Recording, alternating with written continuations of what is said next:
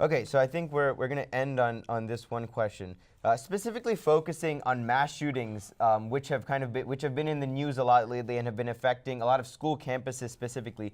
How do you think we can decrease the amount of homicides and violence that result from guns, particularly in reference to these mass shootings that we've been seeing? Carlos, we'll have you go first. Sure. I think that we are not doing a good job in our education system and telling our parents to educate our children even in their home in knowing how to properly use guns, knowing how to safely store them, that's why we have a problem with safety when guns are in the home. It's not because people are shooting each other, it's because there's accidents that happen.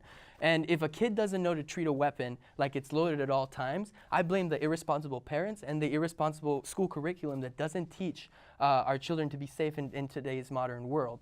I think that the best alternative is to arm teachers, have them safely store their weapon in school for safety, and teach children about those guns so that when they come across one, they know exactly what to do. They know how to treat that weapon. We fight it with education, not with government bureaucracy. Thank you. Michael, what do you think we can do to decrease homicides and violence that result from guns, particularly in reference to mass shootings? Well, the number one thing we can do is fund mental health services. And that's something that you'll hear me say over and over again. We need to identify those with mental health issues and we need to treat them. That's the number one thing that we can do. I think it's funny as when we started this debate, Carlos, you said that having a gun, it's a human right.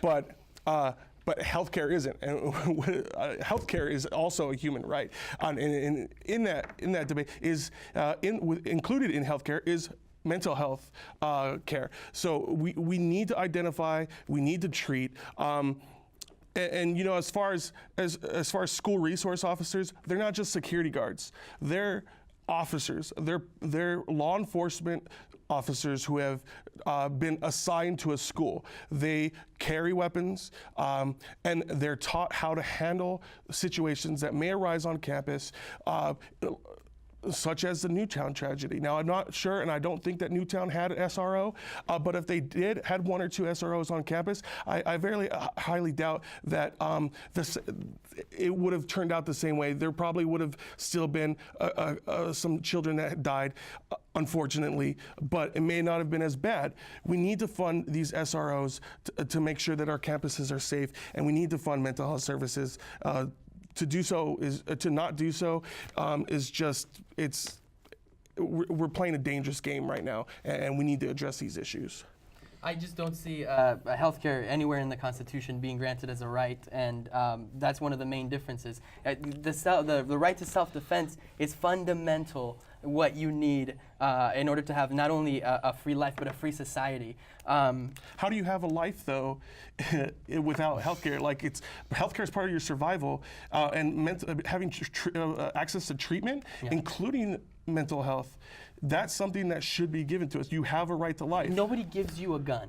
Nobody gives you the right. You hold the right when you're born, to inalienable right to self-defense. The government isn't giving you guns. With healthcare, now progressives are saying that government should give you something, that you're born entitled to a service or to a product. This is not the case with gun control, and we can look at it in the same shelf.